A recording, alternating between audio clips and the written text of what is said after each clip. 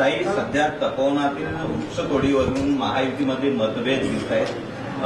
अजितदादांनी पाठिंबा दिलाय तर इतर पक्ष विरोध करताना पाहायला मिळत आहे. ते मुळामध्ये कुंभमेळा या महाराष्ट्रामध्ये अनेक वेळा झाला.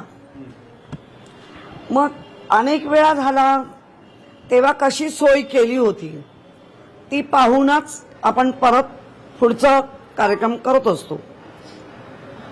आणि ती झाडं आहेत ती 500 वर्षापूर्वीची, 1000 वर्षापूर्वीची, 2000 वर्षापूर्वीची. कारण एक झाड जगवणं इतकं सोपं काम नाही. आणि वृक्षप्रेमीच नव्हे तर आमच्यासारखे सर्व लोक याला विरोध करतायत. साधू संतांना जागा दिलीच पाहिजे, त्यांचा आदरातिथ्य केलाच पाहिजे. पण त्यासाठी सगळी झाडांची वाट लावून पर्णकुटी बांधून देऊन त्या काय जो काय महिनाभरचा जो काय प्रोग्राम आहे त्यासाठी हजारो वर्षापूर्वीची औषधी वृक्ष सुद्धा आहेत, पावसाळी वृक्ष आहेत की जे पावसाचे ढग खेचून आणण्याची त्या झाडांची ताकद असते, असे वृक्ष आहेत.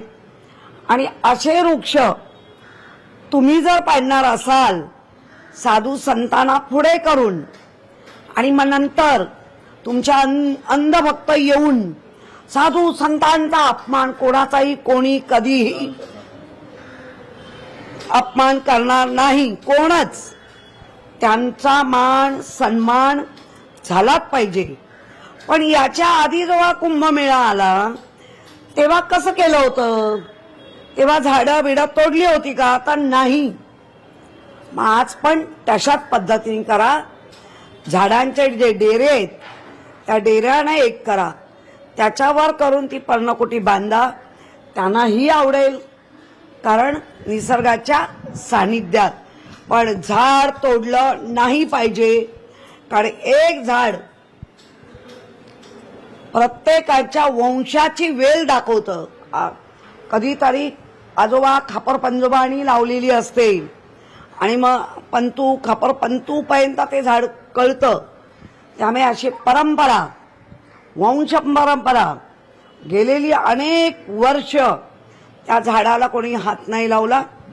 तर ह्या कुंभमेळ्याच्या आड राहून तुम्ही त्या संपूर्ण तपोवनचं आड रान करणार असाल ते होऊ देणार नाही. नितेश राणे म्हणतात बकरी देते त्यावेळी हे लोक कुठे जातात? जे विरोध करतायत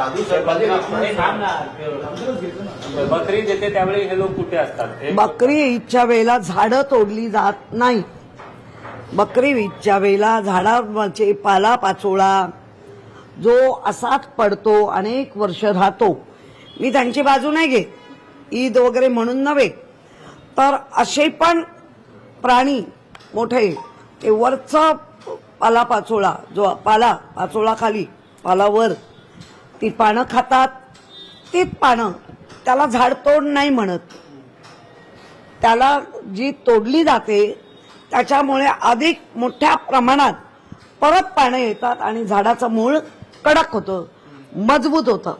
त्यामुळे मला असं वाटतं झाड मुळापासून तोडणं आणि झाडावरची पानं तोडणं ह्याच्यात शाळेतच शिकवलंय भिन्न भिन्न आहे. तपोवनाच्या वृक्षतोडीवरून सयाजी शिंदेची जी भूमिका आहे त्याला विरोध केलाय गुणरत्न सदावर्त यांनी. त्यांचं म्हणणं आहे की साधू संतांचा अपमान सहन केला जाणार नाही. सयाजी शिंदेचं जगणं स्क्रिप्टवर आहे असं पण म्हणाले होते. मुळामध्ये ना त्या गुणवर्ते यांच्यावर काय बोलायचं. जेवढ्या स्क्रिप्ट लिहून देतात तेवढंच बोलतात, नंतर गायब होतात. त्यामुळे मला नाही त्यांच्यावर बोलायचं. मुंबईतील ब्युटिफिकेशनचा जो प्रोजेक्ट होता त्याचा आता दाशा गुंडाळलेला आहे. कोट्यवधी रुपयांचा खर्च यासाठी करण्यात आलेला होता. मग स्ट्रीट लाईट असेल किंवा रंगरंगोटी असेल, मात्र आता यावर उत्तर दिलं जात नाही. नेमकं काय बोललं? याच्यासाठीच खरे पालक लागतात. हे सावत्रपणाचे पालक आले ना की जी सावत्रपणाची भूमिका मुलांना मिळते ना, तीच आमच्या मुंबईला सावत्रपण मिळालं, मुंबईला ओरबडलं, मुंबईला थोबडलं, मुंबईच्या पोटातलं सगळं काढून नेलं. काही महायुतीमध्ये एकनाथ शिंदे कुठेतरी नाराज आहेत. आता देखील काही पक्षप्रवेश जे आहेत ते शिंदे गटाचे भाजपमध्ये होताना बघायला मिळते. हो, बघायला मिळतात ना.